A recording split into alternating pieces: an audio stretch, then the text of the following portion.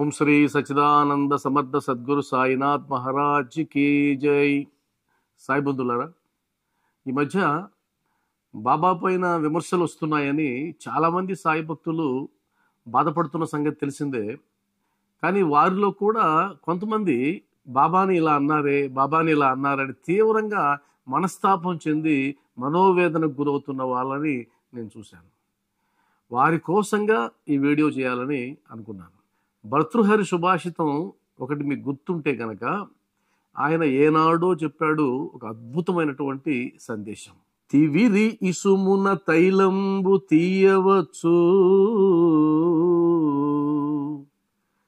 తివిరి ఇసుమున తైలంబు తీయవచ్చు,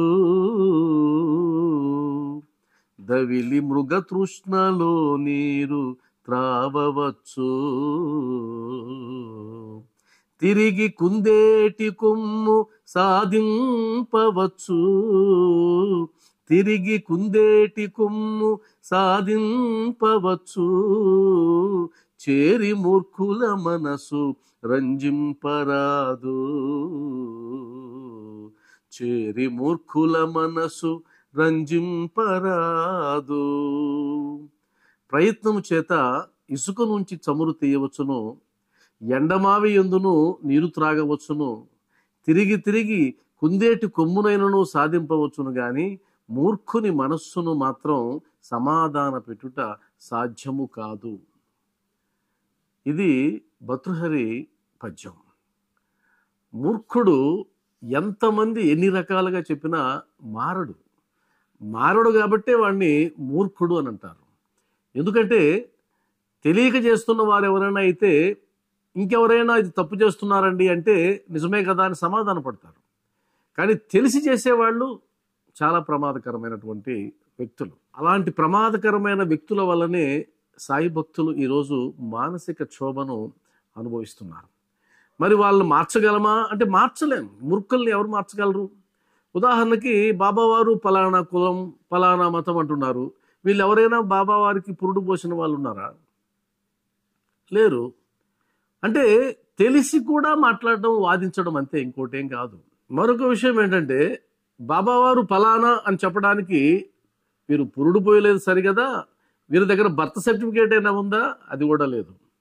సరే అయినా అంటే మేము విమర్శిస్తాము, మేము ఇది ఒప్పుకోము అనడానికి ప్రభుత్వాలు ఏమైనా నిబంధన పెట్టాయా? ఖచ్చితంగా బాబావారిని మీరు పూజించాల్సిందే, సేవించాల్సిందే అని నిబంధన పెట్టినప్పుడు కదా మేము ఎలా పూజిస్తామండి ఆయన్ను, ఆయన ఈ కులము, ఆయన ఆ మతం అని చెప్పడానికి ఉంటుంది. కాబట్టి ఎటువైపు చూసినా వీరికి సంబంధం లేని విషయం తలదూర్చేస్తారు. ఎందుకంటే మూర్ఖులు కాబట్టి. అది 10 సార్లన్నా వాళ్ళు మూర్ఖులే. ఎందుకంటే కనుక వాళ్ళు సనాతన ధర్మాన్ని లేదా ఇంకేదో వారిని అడ్డు పెట్టుకొని బాబాని విమర్శిస్తున్నారు. మీరు కావాలని చూడండి, కొంతమంది ఛానల్స్ పేర్లు నాకు పంపించారు భక్తులు. ఆ ఛానల్ ఏవి కూడా వ్యక్తిగతమైన పేర్లతో ఉండవు. అవన్నీ భగవంతునికి సంబంధించిన పేర్లతోనే ఉంటాయి, సనాతన ధర్మానికి సంబంధించిన పేర్లు ఉంటాయి. అంటే అర్థం ఏంటి? వీరు సనాతన ధర్మాన్ని అండగా చేసుకుని ఈ విమర్శలన్నీ చేస్తున్నారు అనేది స్పష్టమవుతుంది. వాస్తవానికి సనాతన ధర్మం వీరికి సంబంధించింది మాత్రమేనా? మనందరం ఎవరు? మనందరం హిందువులం కదా, మనది సనాతన ధర్మం కదా, మనం దానికి వారసులం కదా. వీరికి ఎవరైనా కట్టబెట్టారా ప్రత్యేకంగా వీరు మాత్రమే సనాతన ధర్మాన్ని ఉద్ధరించడానికి ఈ భూమి మీద పుట్టారని? లేదు. ఆ సంగతి వాళ్ళకు కూడా తెలుసు. కానీ ఏదో ఒకటి ఆ రాయి అలా వేయాలి, ఆ రాయి అలా వేస్తే 10 మంది వీళ్ళని పొగుడుతారు. కీర్తి కండూతి అంటాం కదా మనం. కీర్తి కండూతి అంటే 10 మంది దృష్టిలో పడాలనేటువంటి కండూతి వల్ల వీరు భగవంతునే టార్గెట్ చేస్తారు. కోట్లాది మంది చేత పూజించబడేటువంటి ఒక అవతార మూర్తి గురించి అనాలంటే కాస్తంత భయం ఉంటుంది కదా, ఏమైనా జరుగుతుందని ఉంటుంది కదా. మరి వీళ్ళకి ఎందుకు ఉండదు అంటే వీళ్ళ మూలాలు ఎక్కడో మీరు తెలుసుకోవాలి. ఆ మూలాలు ఏంటంటే మీకు క్షీరసాగర మదనం కథ మీకు తెలుసుంటుంది. ఆ సన్నివేశం అద్భుతమైన సన్నివేశం.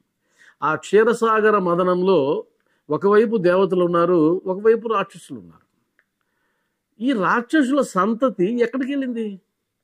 అది కృతయుగంలో జరిగితే ఆ తర్వాత త్రేతాయుగం, ద్వాపర యుగం, కలియుగం. మరి ఆత్మస్వరూపాలన్నీ వస్తూనే ఉన్నాయి కదా, ఆత్మకి చావు లేదు కదా.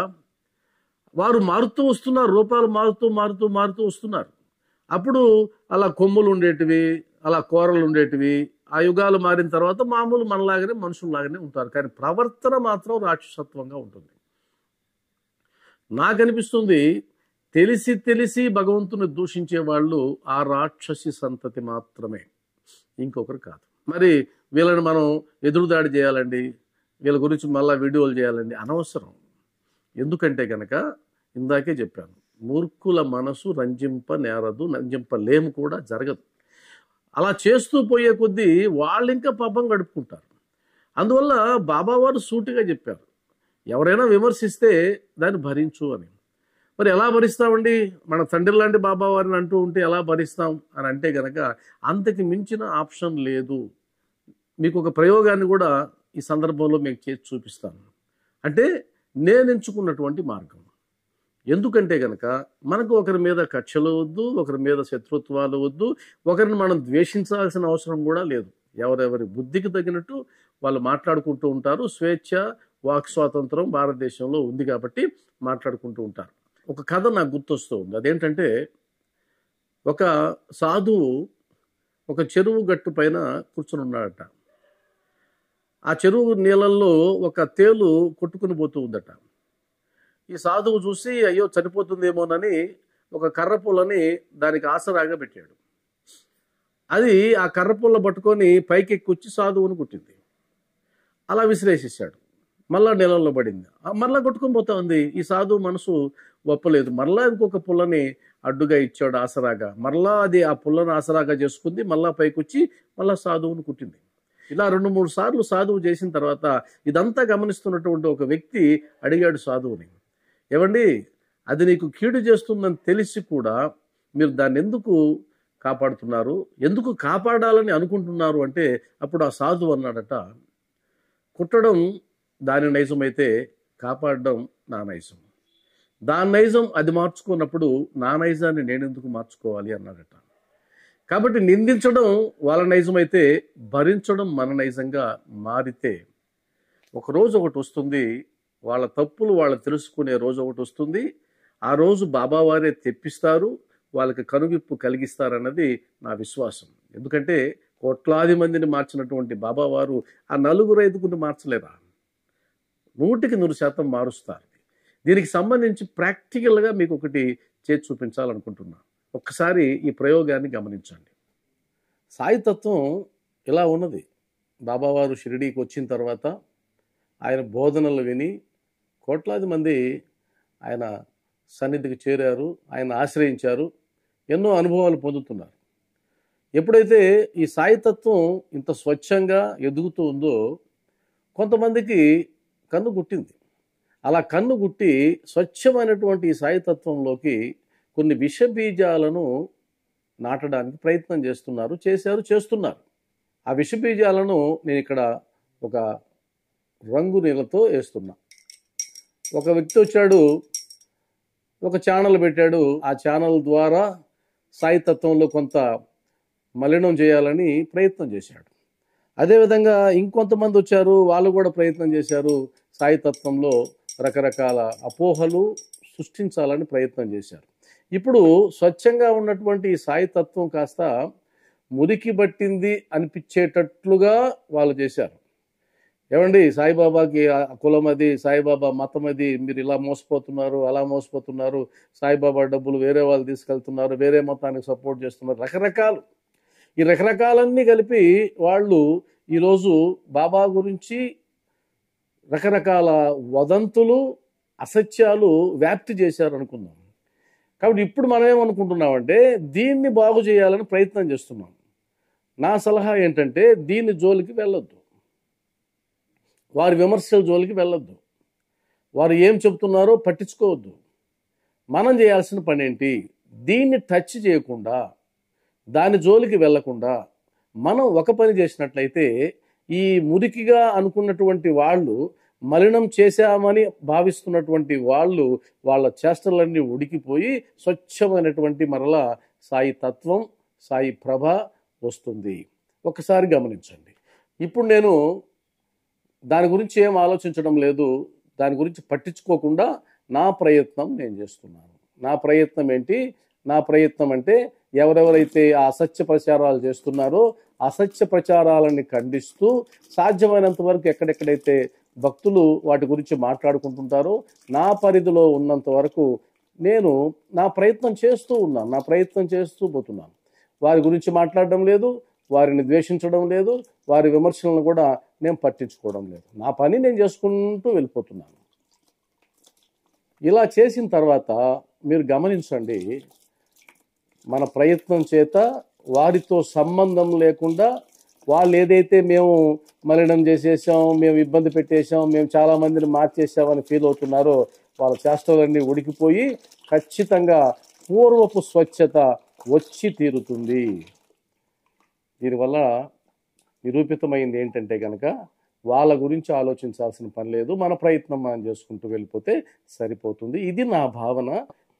ఎవరైతే బాబావారిని విమర్శిస్తున్నారో ద్వేషిస్తున్నారో ఆ ఛానళ్ళ గురించి, ఆ ఛానల్ నిర్వహించే వారి గురించి మనం ఎలాంటి ఆందోళన పడాల్సిన పని లేదు. వారి పనిని వారిని చేసుకునివ్వండి, వారి ఆనందాన్ని వాళ్ళు అనుభవించనివ్వండి. మనం చేయాల్సిన పని ఏంటంటే ఎక్కడికక్కడ ఖండిస్తూ వెళ్ళడం, సాయితత్వ ప్రచారాన్ని ఉధృతం చేయడం, బాబావారికి సంబంధించినటువంటి బోధనలను విస్తృతం చేయడం, బాబావారిని ఎందుకు మనం ఆరాధిస్తున్నామో, ఎందుకు మనం పూజిస్తున్నామో అందరికీ తెలిసేలాగా మన అనుభవాలని పంచుకోవడం. అదేవిధంగా సత్సంగాలు ఎక్కువగా జరిగేలాగా ఏర్పాట్లు చేసుకోవాలి. ఎక్కడెక్కడైతే 10 మంది కూడే అవకాశం ఉంటుందో అక్కడక్కడ బాబా తత్వాన్ని చెప్పగలిగిన వాళ్ళని పిలవాలి, వాళ్ళ దగ్గర చెప్పించాలి, పారాయణలు చేయించాలి. బాబాకు సంబంధించిన భక్తి మాత్రమే కాకుండా బాబాకు సంబంధించి బాబావారు అందించినటువంటి జ్ఞానాన్ని కూడా మనం సాయి భక్తుల్లోకి తీసుకెళ్ళగలిగితే అప్పుడు ఇలాంటివన్నీ కూడా చాలా సులభంగా వెళ్ళిపోతాయి. కాబట్టి మన ప్రయత్నం మానకూడదు, అలాగని చెప్పి వాళ్ళ గురించి మనం మాట్లాడకూడదు. ఎవరో మనల్ని టార్గెట్ చేశారని, బాబాని టార్గెట్ చేశారని మనం వాళ్ళ మీద ఎదురుదాడి చేయడం, వారికి సంబంధించిన వీడియోలు చేయడం, ఇదంతా కూడా అనవసరమని నాకు అనిపిస్తుంది. కాబట్టి మూర్ఖుల మనసును మార్చగలిగింది కేవలం భగవంతుడు మాత్రమే. భగవంతుడు మాత్రమే మార్చగలడు. అది మన ప్రయత్నం వల్ల జరిగేది కాదు. వారికే కనువిప్పు కలిగేలాగా సాయిబాబా చేస్తాడని, మన ప్రయత్నం మనం చేయాలని తెలియజేస్తూ ఓం శ్రీ సచ్చిదానంద సమర్థ సద్గురు సాయినాథ్ మహారాజ్ కీ జై.